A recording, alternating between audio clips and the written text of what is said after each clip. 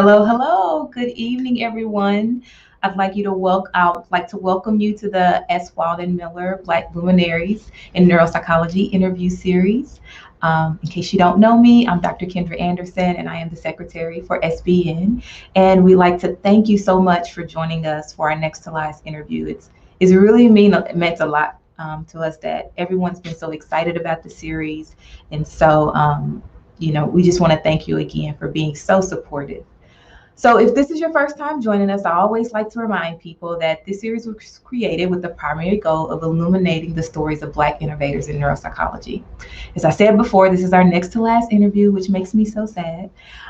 We've certainly enjoyed being a part of this journey with you and honoring our past trailblazers, as well as our current innovators in the field. So if you've missed any of the previous interviews, please check out our YouTube page to catch up on the interviews you have missed. And while this series may be coming to an end, SBN has more exciting and informative webinars coming up. For example, we'll be hosting a panel discussion tomorrow at 7:30 Eastern, 4:30 Pacific time with Dr. Greg Kylan, APIC Board Member Emeritus, and Dr. Pamela Dean, who's the Chair of Education Advisory Committee of SEN, to support trainees who did not match in Phase 1 for internship. And we'll also be doing another panel discussion on Sunday, February 28th, 5 p.m. Eastern, 2 p.m. Pacific, with Dr. Sakina Butt and Amelia Nelson Sheath, as well as our very own Dr. Will McBride, to support trainees who may not have matched for postdoc. So both will be live streamed on our YouTube channel. So be sure to subscribe or tell anyone you believe who would be interested in these topics to subscribe to our YouTube channel so that you can stay abreast of what we have going on.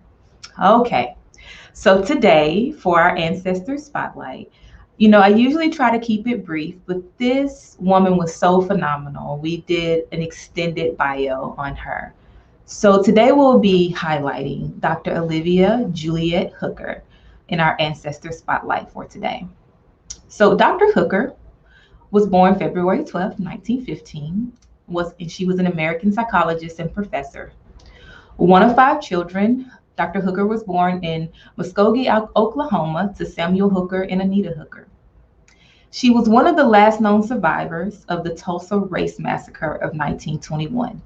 And for those of you who may not know what the Tulsa Race Massacre it was pretty much a race riot that occurred from May 31st to June 1st in 1921, in which members of the Ku Klux Klan and other white residents of Tulsa destroyed the Greenwood District, which was colloquially known as Black Wall Street in that time.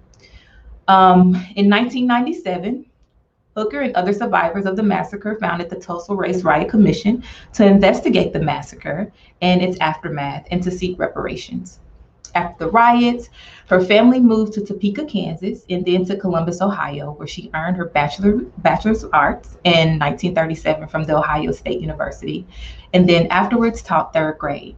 Now, while at OSU, she joined the Delta Sigma Theta sorority, where she advocated for African American women to be admitted to the U.S. Navy. She entered the U.S. Coast Guard in February of 1945. She was one of only 5 African American females to first enlist in the SPARS program. In June 1946, the SPAR program was disbanded and Hooker earned the rank of Petty Officer 2nd class and a Good Conduct Award. In 1947, she received her master's from the Teachers College of Columbia University. And after receiving her master's degree, she moved upstate to work in a mental hygiene department of a women's correctional facility. Many women in the facility were considered to have severe learning disabilities by staff, and Dr. Hooker felt that they were being treated unfairly and reevaluated them in hopes to help women pursue better education and jobs after their time at the facility. She credited this success with approaching them from an open mind, and to this day, the correctional facility continues to help women earn a degree and job experience when they are released. In 1961, Dr. Hooker received her PhD in clinical psychology from the University of Rochester with her dissertation on learning disabilities in children with Down syndrome.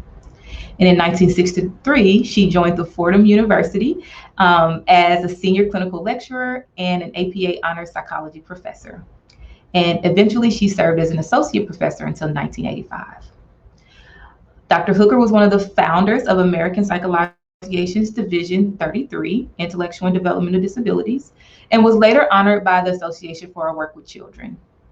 She served as an early director of the Kennedy Child Study Center in New York City, where she gave evaluations, extra help, support therapy to the children with learning disabilities and delays. Dr. Hooker retired at the tender age of 87. She joined the Coast Guard Auxiliary at age 95 and served as an auxiliary member into the day of her death. She has an absolutely extraordinary legacy and has received numerous awards and honors. Dr. Hooker received the APA President's Citation in 2011. In 2012, she was inducted into the New York State Senate Veterans Hall of Fame. In 2015, a Coast Guard dining facility and training facility were named in her honor. In that same year, former President Barack Obama recognized Dr. Hooker in her efforts in the Coast Guard service and legacy while in attendance at the 134th commencement of the United States Coast Guard Academy. In 2018, Google honored her by telling her story as a part of the Google Doodle for Veterans Day holiday.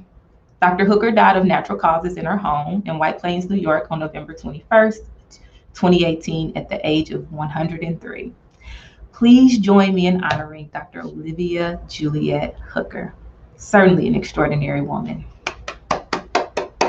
So keeping with the Fordham legacy, I thought Dr. Hooker was the perfect person to honor in our Ancestor Spotlight as we honor this luminary in neuropsychology, this current luminary in neuropsychology. She offers a great segue to introduce Dr. Monica Rivera Mindt. So Dr. Mindt is a board-certified neuropsychologist. She's past president of the Hispanic Neuropsychological Society and a tenured professor of psychology in the Latinx studies at Fordham University, with a joint appointment in neurology at the Icahn School of Medicine in Mount Sinai. Her multidisciplinary community-based research is funded by the NIH, National Institute of Aging, the Alzheimer's Association, NSF, and Genentech. Her work primarily focuses on the intersection in cultural neuroscience and health disparities in cognitive aging. Her current studies are examining genetic, cerebrovascular, sociocultural risk factors for dementia in older Latinx and Black adults, as well as ways to increase Black representation in cognitive aging in AD research. In addition, she is co-lead of an NIA-funded Alzheimer's Disease Neuroimaging Initiative Diversity Task Force. She has authored 90 plus, y'all, peer-reviewed publications and book chapters dedicated to 3 lines of inquiry, including the effects of sociocultural, behavioral, medical, and genetic factors on cognitive aging in Latinx, Black, and Indigenous adults, how sociocultural factors impact the expression of neurologic disease, cognition, and health behaviors, and the identification of resilience and modifiable factors to promote brain health in vulnerable and underserved populations. Dr. Rivera Mindt is an appointed member of NIA's Clinical and Translational Research of Aging Review Committee and an associate member of the Future of Aging Research Seminar at Columbia University. She is the recipient of several awards for her research, teaching, and contributions to the field, including the 2019 Hispanic Health Leadership Award from the National Hispanic Medical Association and the 2020 Martha Bernal Award for the Advancement of Diversity Training and Education in Clinical Psychology from the Council of University Directors of Clinical Psychology. She is also a fellow of the American Psychological Association, Division 40, Society for Clinical Neuropsychology, the National Academy of Neuropsychology, and the Hispanic Neuropsychological Society.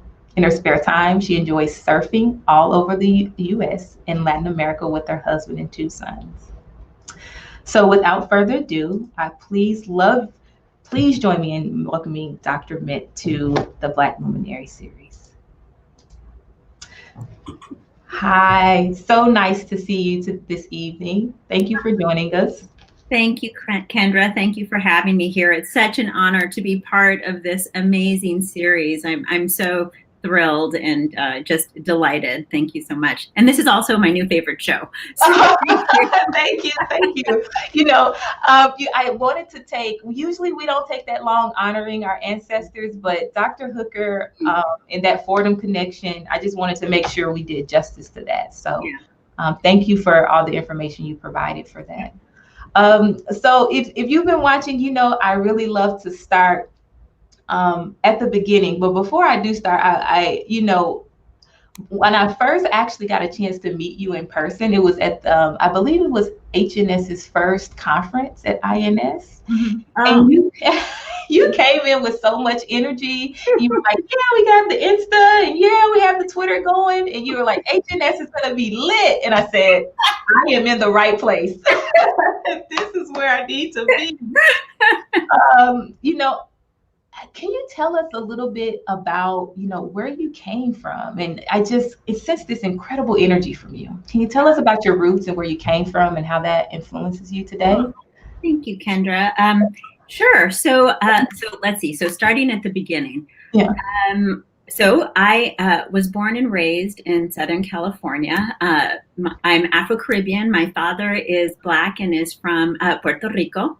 And my mother is Spanish and Indigenous. She's from Southern Colombia. She was raised for some years on a small tobacco farm. And my dad's family, they were missionaries, and they traveled all over Latin America. When my dad was growing up, they lived in Panama and Cuba, Venezuela. And when he was a young man, a cool young man, he kind of looked like Johnny Mathis when he was young. He was a very handsome guy. He's still a very handsome guy. Handsome dad. So when he was in Colombia, my grandfather's church, was very active. He met my mom there. They fell in love. They moved to Southern California, where he went to go do seminary work. And he became a preacher as well. So it's the family business. And so they ended up in Southern California. I grew up living all over Southern California. What can I tell you about that? It was not an easy upbringing.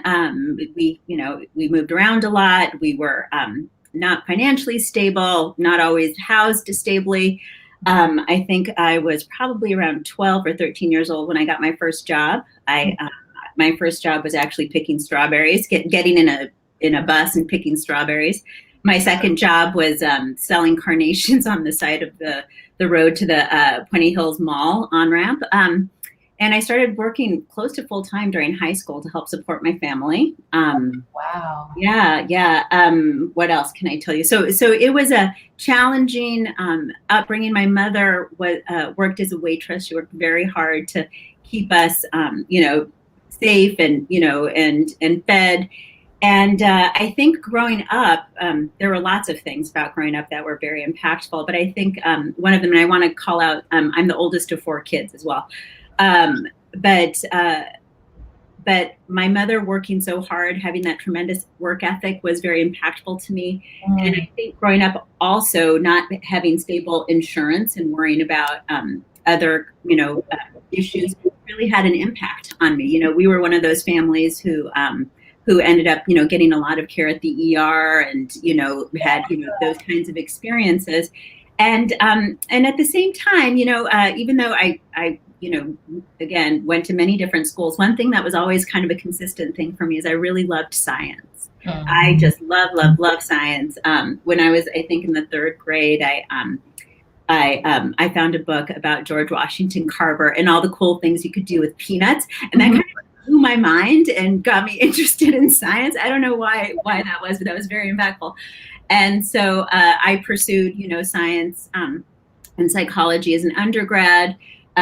For a while, I thought I wanted to be a therapist and wanted to work with children. It turns out that was not my path, but through, I took a very circuitous path to getting to neuropsychology. I lived all over every single region of the United States over the course of 8 years, and in that path, I got interested in culture and in its many dimensions. Mm-hmm.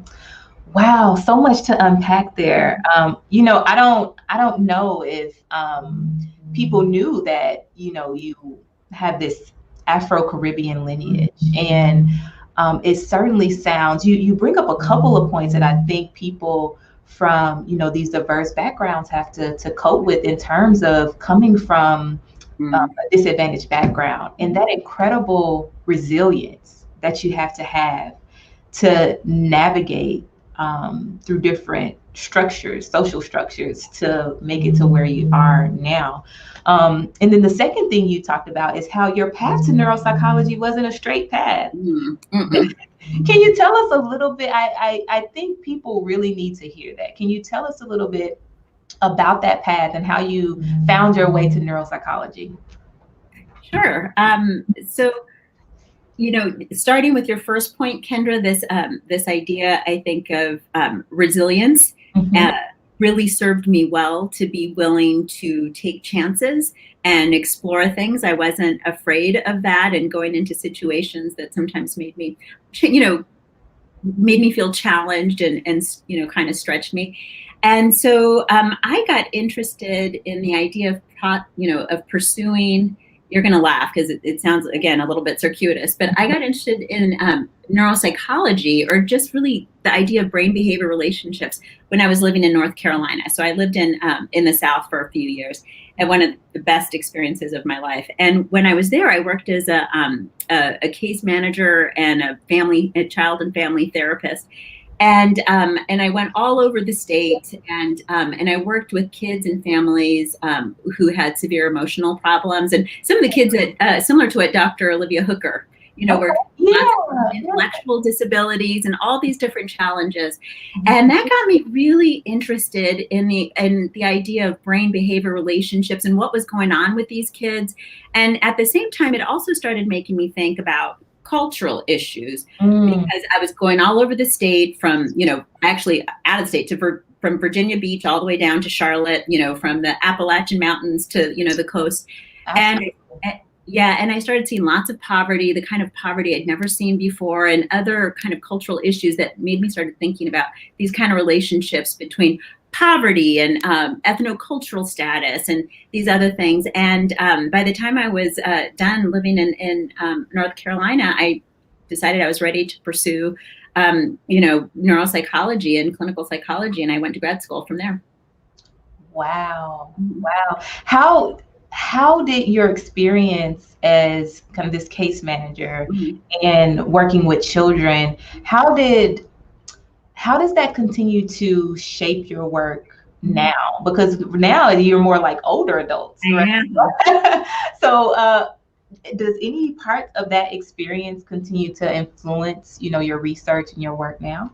Sure. Well, even though my work is, so I think I'm a neuropsychologist, absolutely. 100%. But the way I think about myself, because I think there are different ways that maybe we think about ourselves internally and how people might perceive us externally, right? I think about myself maybe first and foremost as a health equity scientist, as health disparities researcher. That's that's where I live, and so that intersection with neuropsychology is really interesting to me. But because of that, getting to your point, I really think about lifespan and contextual factors, because those are things that I've been thinking about and paying attention to for a long time. So, it might not look like it makes sense from the outside, but to me, it makes a lot of sense. I think it makes perfect.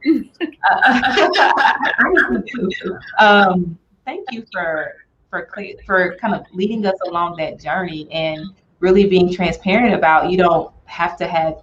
A theme that we've had across these interviews is that you don't necessarily have to have this direct, straight path to neuropsychology. There are all these little experiences that you can, and large experiences that you can gain, that's going to be so impactful towards a career in neuropsychology. So as we were speaking about earlier, as I was preparing, I took a look over your CV, and I was just, my mind was blown. You have, are either the PI on several multi-million-dollar grants, or, co-PI. Can you tell us what projects you're kind of most excited about or most proud of that you're working on? Ooh, that's like saying, what child do you love the most? I know, what's your favorite child? What's your favorite kid? Oh, that's a hard question, Kendra.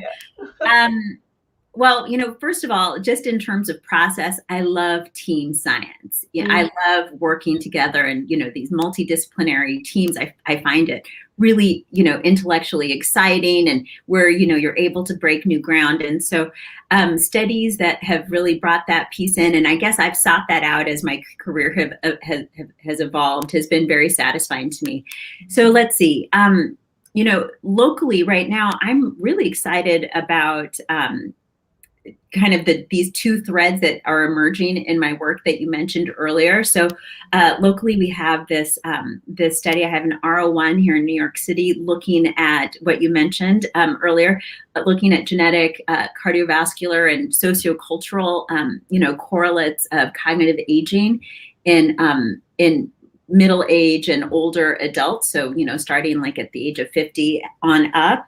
And that's with both, Latinx and more recently with Afro-Caribbean, and we're starting to look at Black individuals as well. And so I'm really excited about that. And I work with this amazing team, including Desiree Bird, who's almost on every single thing I do because she's just amazing.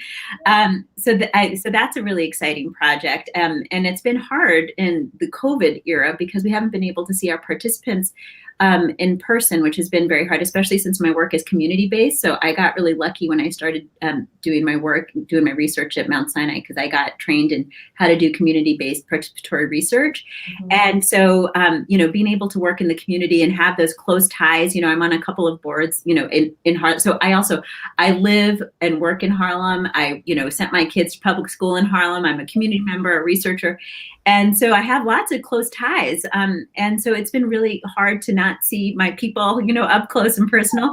But, we've been making do, over, Zoom and phone. And it's been actually, I think, quite impactful for our team to switch to doing telehealth for our evaluations, because it's really been a way to stay connected to those we are trying to understand and serve. So that's one area that I'm really excited about. And the other area I think you mentioned as well is, there are all these, big, multi-million-dollar longitudinal cohort studies with, looking at all these different things, aging and different, illnesses, adults, children. But one of the, unfortunately, kind of through lines through so much of research in all these different areas is the lack of representation of diverse people, and, diverse in terms of ethnocultural status, but also the underrepresentation of women and people, gender minorities, sexual minorities, all these different things that are really important. And so I've gotten really excited about trying to start directly addressing that issue as well. So I have 2 grants right now where we're working to increase Black representation in aging studies, which I'm really excited and proud about. And one of them actually, so with both of them, I'm working with Desiree Bird as well. But one of them, I'm also working with some folks from the Alzheimer's Association, which I'm really excited about, doctors Carl Hill and Maria Carrillo. So that's been really wonderful too. Yeah. Well, it sounds like you're working on some absolutely amazing projects. You said a couple of things that I wanted to unpack just a little bit. You mentioned how Dr. Bird is on almost everything you do. And can you tell us a bit about how you kind of develop these working relationships and friendships in the field? Do you have any advice for people who are out there who are wanting to branch out and develop these relationships?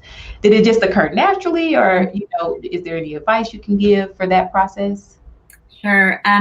Well, I think that you have to, approach all interactions, personal, professional, with an open heart and an open mind. I think that's where, where the good things happen. And so I try to maintain that stance all the time to find where potential connections can happen. And with Dr. Desiree Bird, well, sometimes there are people that you meet who, seem like long lost relatives. Yeah. Your sister from another mister, huh? Yeah, Yes, that's 100% true. Yeah, but I've developed so many wonderful collaborations and close professional associations and with very warm friendships as well. So that's been just such a that, and kind of working with students and working with community members. It makes the work so joyful, right? And I feel like sometimes when people think about things like dementia or different neurologic disorders that we work on, people might say, oh, that's so depressing or that's so sad. But for me, I'm filled with in my heart with such a feeling of joy, because I feel like I'm just trying to help. I'm trying to understand and trying to do it in a way that feels meaningful and authentic to me. Yeah, thank you for that. And you also mentioned how a great part of your work is advocating for representation. I recall, you all put out that call to action in 2010, and it's Right. like that call to action is just as relevant as it was in 2010, as it is today in 2021. If what do you hope to see in terms of an ideal vision as it comes to neuropsychology and the Black community, whether that be public policy, increased representation? What would you say is like your ideal vision in terms of the increase in representation in neuropsychology? Oh, Kendra, that's such a good question. And boy, you hit a kind of a sensitive spot with the fact that I think you're right. 10 years after that paper came out, there is still so much work to do, and that is just a fact. But I do think that there are reasons to be hopeful and to be excited. So, for instance, the fact that we are even talking, that there is even a society for Society for Black Psychology, that is an example of the great progress and vision and your energy and Courtney Ray and everybody who has shown such leadership and commitment to the cause. So I feel that while there's still much work to do, for me, the vision is definitely representation, in the field, and not just that though. So right, so it's great to be invited to the party, but the other part is actually being dancing, not even waiting to be invited to dance, but actually dancing. Yeah, I love the way you put that. So, so engaging in all aspects of the field. So, so again, I'm thinking about that leaky pipeline, certainly, of making sure that we have representation all the way through to get people, to become neuropsychologists, to be able to be providers and scientists and all the different, and have all of those folks and those unique perspectives impact health policy, to impact how we train people, to impact how we, conduct evidence-based, practice. I think that, for me, I want to see representation in all places. And also, not just that, but that people are engaged in all levels of leadership, in all the different ways, just like, again, like this is an example of that leadership. So I'm excited. I think there's a lot of work to do, but I'm optimistic because I do believe things are going in the right direction. And I'm right there with you. I'm cheering us on. I'm cheering neuropsychology on. I do believe that we can get there. Yeah. So can you tell us a bit about, you mentioned how, you didn't really have this straight path. You've had multiple different experiences. So I'm sure you've had multiple different mentors throughout the years. Can you tell us about a mentor who was really influential in your career journey or your neuropsych journey? Mm-hmm. So I've had so many mentors over the years. I think one who definitely I need to call out would be Bob Heaton. So he has been, a tremendous advocate and mentor to me over the years, continues to mentor me. And I'm so grateful for him. In addition, though, mentors come in all different, types of packages, and it doesn't necessarily have to be somebody like Bob Heaton, who's, at a certain level. And in his career, I think that there have been other people closer to me and peers who've served in that mentorship role. Certainly every single person who has been part of this Luminary series, I feel has been a mentor to me. So definitely Dr. Jen Manley, who is, a true, tremendous luminary, but, Mark Norman, Tony Stringer, haven't had the pleasure of working with Dr. Kelly yet, but I hope to, and certainly Dr. Bird. They've all, I've learned so much from all of them as well. So, mentors come in lots of different, kind of packages. Yeah, absolutely. You mentioned how when we were speaking earlier, I could just see the excitement and the energy you have for your work. And yeah, what motivates you? What keeps you going to, pursue research in this area and to continue to have your hands in so many pots? Where do you get that energy and that motivation from? Oh, Kendra, because I feel so lucky. I feel so blessed and so unbelievably lucky to get to do this work. It is such a privilege. And, getting to do what you love, right? And make a living at it. Yeah. That's crazy. And that's not to say that it's not hard and that there aren't difficult days, because that's, certainly, true for everybody. But I have this, this sense of just such tremendous I can't believe I'm here. I can't believe I'm talking to you. I can't believe I'm here. So this is my office at Fordham University at Lincoln Center. So on the Upper West Side. I can't believe any of it. And I just feel so lucky, and I just feel so excited to do the work. So that carries me a lot of the way. But I will also say that I'm very lucky because I have a very supportive partner, my husband, Alex, and very supportive children who are so sweet and there, and friends and family, and, family by love and blood, who all support me in this work as well. Yeah. That was a perfect segue into my next question. And I do want to let our viewers know that we're about to transition into that Q&A. I made the mistake last time of not transitioning quickly enough. So I want to be sure to give plenty of time for the Q&A this time. So if you haven't already submitted some questions, go ahead and start putting those in the chat so I can pull those up here in just a second. But you mentioned how the support of your partner, friends, family, your children, has really helped you to be the best version of yourself. How do you integrate your success that you've had in your career with those other roles as mom, partner, sister, daughter? How do you manage all of that? Well, I want to know how you manage all of it. I'm still figuring it out. Me too. So a couple things kind of jump out at me. First, I think that I have come to accept that work-life balance doesn't mean that it's always perfectly balanced, 50-50 all the time. Because if you expect that, you are just going to be disappointed all the time, and feel, bad a lot. I think that over the years, I've come to understand that there are these, ebbs and flows, and it's so great when you're able to have more of a sense of that work-life balance, but it's not always going to be like that. Sometimes your partner is going to need more of you, or your kids are going to, for whatever reason, need more, or your work is going to need more. And being able to know that, that whatever it is, this too shall pass. And that there are just going to be these, highs and lows, and, wherever you are, it's going to change. And to be ready for that.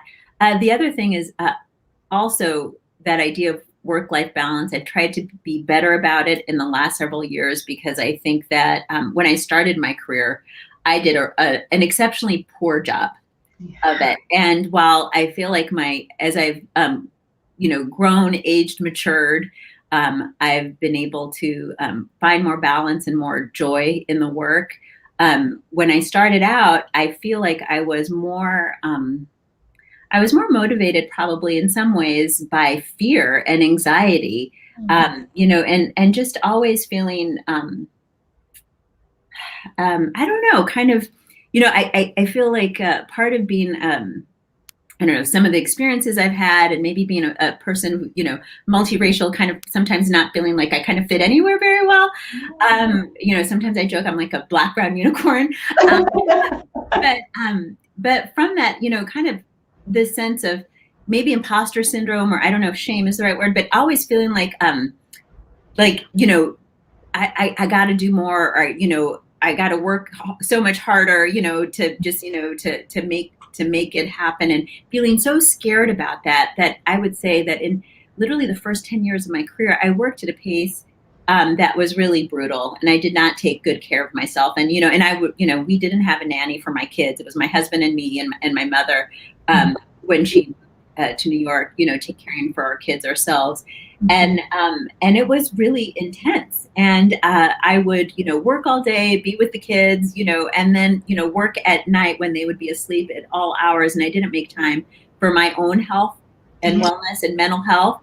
And it suffered. It was hard, but I learned a lot from that, and kind of just understanding that even while there are these highs and lows, you have to make sure that you can find ways to take care of yourself no matter what's going on. Ooh, that just, that struck a chord within me, and I'm sure it really inspired some of our viewers who may not have that balance yet, and sometimes feel like it's very overwhelming to be productive and efficient. And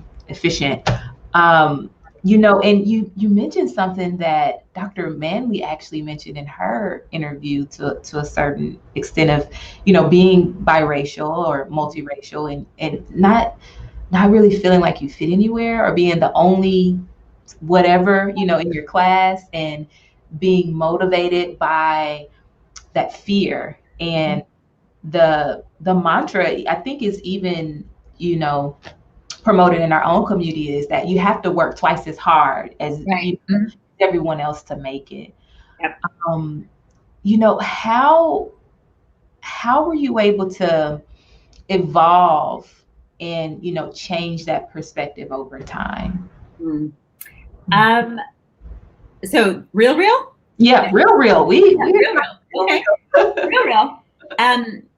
So I think I hit a bad point. I think my health was suffering. I had, relationships started suffering because I just didn't have anything, no gas in the tank. And when I kind of hit that moment, I, instead of being quiet and suffering, because I think a lot of times I wouldn't reach out for help. I kind of just would hold it all in and just keep trying to soldier on, right? Yeah. Like for instance, when I had my first child, I coded. I was in the hospital for a week. All these terrible things happened. Actually, Desiree Bird and Jen Manley, I delivered at Columbia. They were around when all that happened. But when I went back to work, I didn't tell anybody about the trauma I went through. You know what I mean? Yeah. And I was so quiet about it, and it negatively impacted my work. But from these kinds of experiences, as those started to kind of wear down on my spirit, and wear down on kind of, I think, my wellness, I realized I had to start reaching out and saying when I needed help. And that meant to, help, in my relationships, help, in my work, professional contacts. And I sought, therapy when I needed it. And it was one of the best things I ever did to find more of that balance. And I also started working out regularly. And that also really helps a lot. I cope quite a lot with, just working out or running or surfing or whatever it is, even walking with my dogs. It helps a lot. Thank you so much for that transparency. I appreciate that. And again, I think making space for this is something that's much needed. And I think the more we can do that, the more we can be there for each other. So final question before I transition into the Q&A. So if you could travel back in time and see yourself in that strawberry field, picking strawberries, what advice would you give to your younger self? Ooh, that's a good question. Okay. How about this? That it's okay to be different.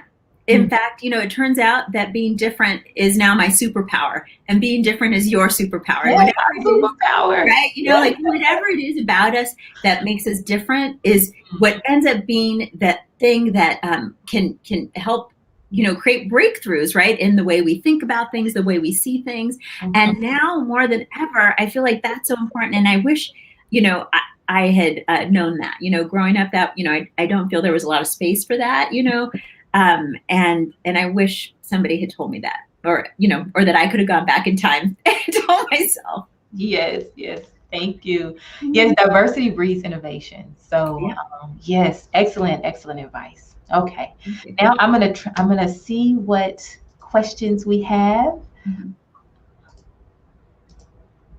Let's see here.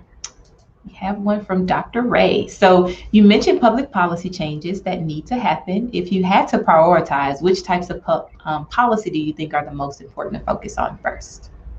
Ooh, well, I'm going to state I have lots of thoughts about a lot of policy that has to change, education and, kind of socioeconomic policies, all kinds of things. But I'm going to stay close to neuropsychology. And Dr. Ray, very good question.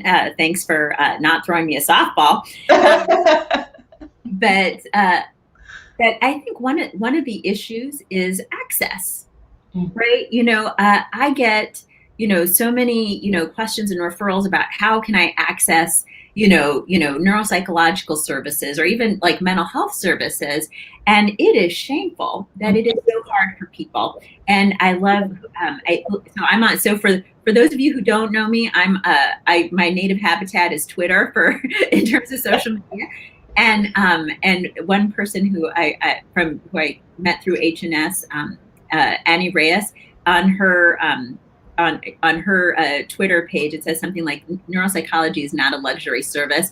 And when I saw that just hit me like a ton of bricks, because so many people need services, need assessment, and also need access to research and be part of science to impact, evidence-based practice. And so I think those are places where we can really think about having a very important, public health policy shift. Yeah. Wow. Yes, access. Absolutely. Okay, so we're waiting on some more questions. I think there's a bit of a delay, we found out. So we have some really great comments as well. I'll pull up. Let's see. Dr. Gaynor, thank you for your honesty. Finding work-life balance is so difficult and your path is inspiring. Thank you. Same from Erica. I think everyone is really appreciating your honesty and how open you're being. Let's see. All right, have Chandler here. Okay. What items from your Call 2010 call to action would you hope gets most readily implemented into the field? So we made a lot of recommendations for training, for practice, for research. That's a good question. Again, it's like picking, who's your favorite kid, because it's all so important. But if Chandler's going to put me on the spot, I think one thing that really has to happen, and Kendra, you tell me what you think about this, but I think that we need to raise the standard besides access. So certainly access, but that's a kind of a separate issue from that paper. But in that, and maybe it's not as separate as I think, but this issue of cultural competence, cultural responsivity, and cultural humility across the field in terms of what that means for everybody. So, these issues of focusing on diversity and cultural responsivity and humility, it's not just for Black and brown providers or Black and brown neuropsychologists, it's for all, neuropsychologists. And I feel that, if we can deploy that, in a meaningful way across context, that would be really meaningful change for everybody, and it would impact access. Oh, I couldn't agree more. I've always said that multiculturalism and or diversity, equity, inclusion, they're not just buzzwords. And in multicultural psychology, it's not a niche area. It's a foundation. I feel that all neuropsychologists should be competent in these things. But I think the more that we can move it away from this kind of niche area where, all the neuropsychologists who are interested in, culture and diversity, to where, all neuropsychologists feel like this is a topic and an important concern. I think that's when, that's where the real work, will really succeed. So I absolutely agree. Right. That's the change. That's the change. Yeah. Mm-hmm. And I think we're starting to see it, right? I think we're starting to move in that direction, but there's a ways to go. Yes, yes, yes. I agree. I am so optimistic and so hopeful for what's to come.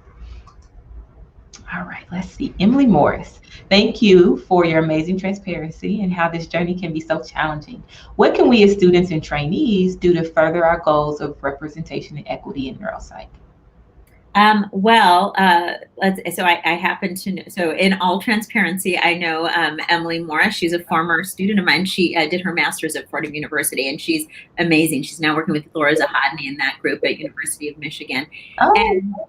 And I think that that Emily Morris is actually embodying a lot of what I would suggest to everybody on this call, to get involved. Mm-hmm. To not be a passive bystander in our field, no matter what you're doing, private practice, a clinic, a hospital, academia, wherever it is, you have a sphere of influence that you can impact, and you can be a change agent in all of these ways. And if you're in private practice, and it's just you and working with your participants already, that's tremendous. That's a tremendous impact there. You can get involved in the field. You can volunteer for SBN or HNS or ANA, Asian, the Asian Neuropsychological Association, or now, so we've been the Three Sisters, but now, we have the Queer Neuropsychological Society has joined the field. Yes. Yeah, so I'm very excited about that. And our larger, our larger guild organizations. There's so many different and Women in Neuropsychology, and Will and Nan. And there are so many different ways to get involved, and that goes for everybody. Again, no matter what your background, you can be involved in these different organizations and create the changes that you want to see. And I think that through that, we can move towards greater, equity in the field if the more of us get involved. And I know sometimes it's hard, and we have to find balance and make sure that we have that balance. So when I think about students and trainees, especially, one thing that I do get concerned about is taking on too much and spreading yourself too thin. So for everybody at all levels, I encourage folks to really think about what their mission statement is in their work. Like what is your vision and what is your mission statement? And then from that mission statement, how does every single decision and everything you get asked or that you think about doing, how does it align or not align with that mission statement? And in doing so, you can find, more balance and ways to work, maybe not as hard, but more meaningfully to create the kind of representation and equity that you want to see. Because it doesn't mean like joining everything and doing everything, because that will also put you out of whack and burn you out. We don't want that. But if you have a mission-driven career, then I think that you can stay in alignment with with the goals that you want to achieve, and reevaluate those goals strategically every couple of years to make sure that you're staying in balance with what you want to do and what you think is important. That's so important, because I think in graduate school we're almost groomed to say yes to everything, right? It's hard to say no. It is hard. Oh, but Kendra, on that note, I also encourage my students, that maybe they don't always listen, but I encourage them to say thank you very much for that invitation. Let me get back to you. Yeah. And then never say yes right off the bat, no matter how excited you are about it.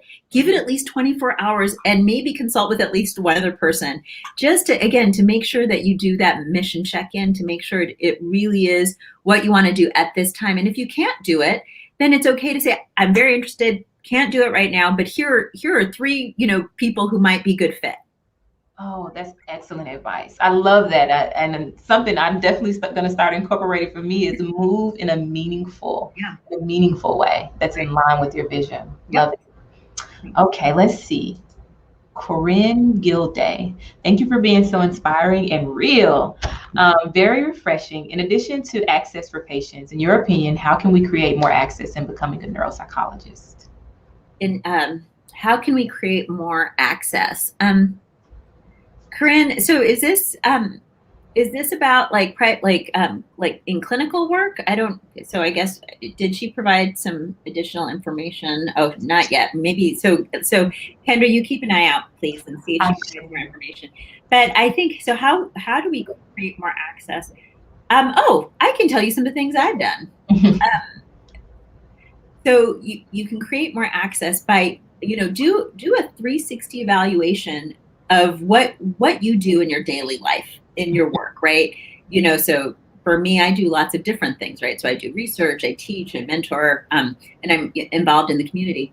But at each of those points, think about where access, looks good or doesn't look good. And then what are the things that you can do to make a change, or to advocate for change, to just to even shine a light, this is a problem, right? And it might be, so if you're let's say you're in a graduate student in a master's or doctoral program, look to see, what does the curricula look like? What does the representation of the students look like? What's happening? And ask the questions and think, where might the needs be? And then just even shining a light can be impactful, right? To become an agent of change. Okay. So Corinne, she provided a little bit more information. Okay. So specifically, how can we remove some of the obstacles for underprivileged individuals who want this career? Oh, so I think that is also a question that would go to DCTs and gatekeepers, right? And I think that in the last, so this has been, we haven't even talked about this, but I just want to say that let's call out that it's been a tremendously difficult and painful year, right? We're in the middle of so many difficult things, but at the same time, out of some of these tragedies, out of, some of the things that have happened, there have been some positive things, like the raised awareness of the need for, greater equity and, and other things. And with that question, I think that we've seen some initial positive changes, for instance, in doctoral programs, not requiring, the GRE anymore, right?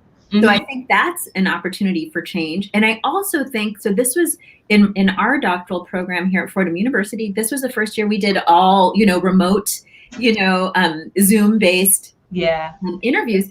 And I think, I'm going to be so interested to hear what students think about this process, or also at every level. So people interviewing for internship and people interviewing for postdoc. But I think that if we can make this model work, that will also be a way to provide access, because it is so expensive. It is so expensive.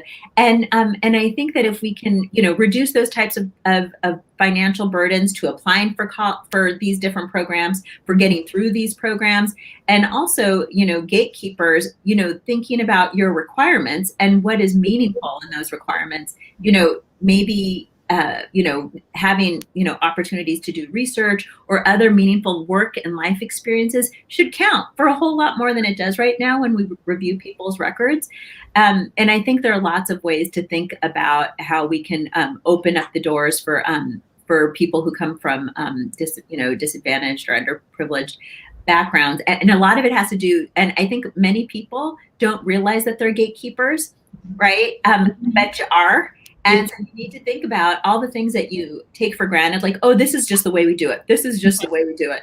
And take a step back. Maybe that doesn't have to be the way we do it. Yes, challenging the status quo. I absolutely agree that applying to graduate school and internship and postdoc pre-COVID, it's expensive. And sometimes programs would take you, opting for virtual interview is a lack of interest or disinterest. And, maybe it is a financial burden. And, I absolutely agree with that in terms of increasing access for people who may not be able to afford the whole process. Yep.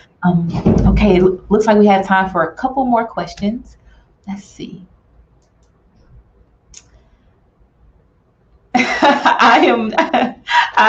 I'm going to be honest. I don't know if I can pronounce this name correctly, so I'm going to do my best. Okay. Oh. Laquiche Ake Sisbon. Okay. I don't know. I tried.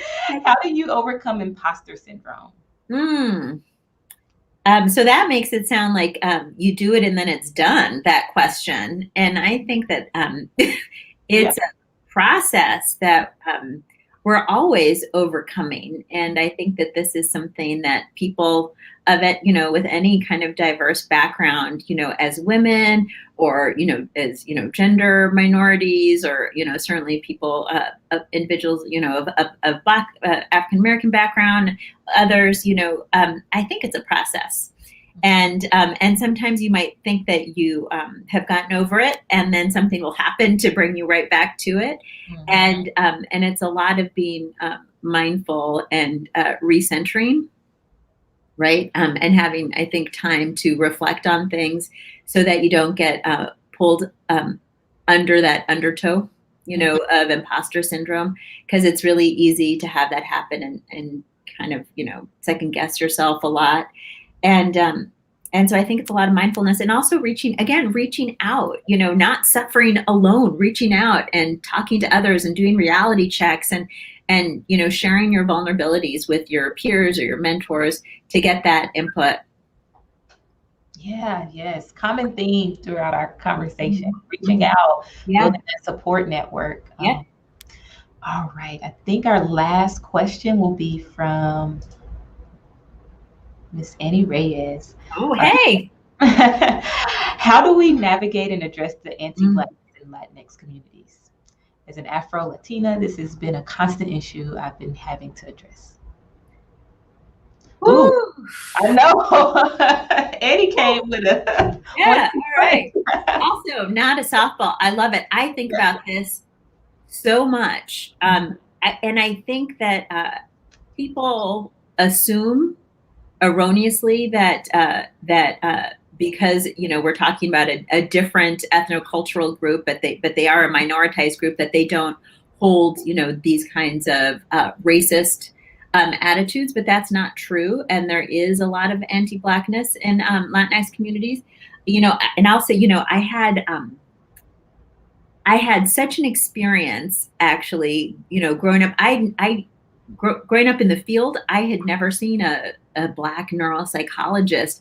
And when I hit, UC San Diego for my postdoc, and I saw, Dr. Walden Miller there. So that's somebody else who I should have said. We didn't work together closely in any way, but we were working with the same people when I was there. But when I saw him and he looked like my family, it was like, it was such a shock to my system. And there was this sense of like liberation and excitement that there could be people, who look different ways and be part of the field.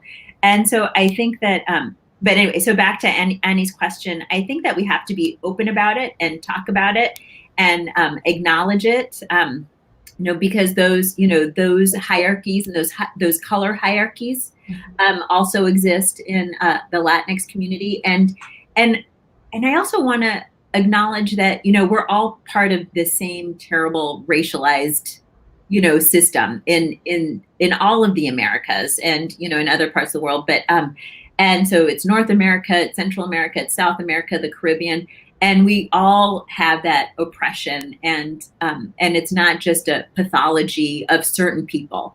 It's not a you problem, it's a we problem. And so we all need to look at our own internalized racism and look at the racism in all these ways in the field and how we can address it. But it's a process, I think, as well. But this is the first time I would say in the last year or two that people have even been talking about the Afro, Latinx experience in neuropsychology, which is exciting. And I don't know. I think it's a really important and exciting time to be thinking about these issues. The power of representation. Yeah, it's true. Yes. And so it sounds like what you, Dr. Norman, Dr. Bird, and who else? Maybe Dr. Manley maybe had some interaction with Dr. Miller. Yeah. So I mean, just him, the impact he's had. Yep. Certainly runs deep. Right. Yeah. So we cannot underestimate the power of representation and, what it means to be, in those important positions and what it means to other people. again, it's a privilege, to be in those positions and hopefully inspire others. Oh my goodness. Monica, it's been such a pleasure getting to know you a bit better, hearing about your amazing journey. And I just want to thank you for your transparency and taking time out to share your story with us. I will put up Dr. Norman's comment. He said it so nicely. No. And he also said he knows which child you love more. He's such a provocateur, that one. Well, everyone, that will conclude our interview for tonight. Thank you all so much for joining us today. Please don't forget to like us on Facebook, follow us on Twitter, and visit our website. Join SBN if you're so inclined, and subscribe to our YouTube channel to get more notifications about our final interview as well as upcoming webinars. So our last interview will be this Thursday with Dr. Desiree Bird. We hope to see you there. And until next time, take care, everyone. Thank you, everybody. It's wonderful to be here with you. Thank you. Thanks, Kendra, and thank you, SBN.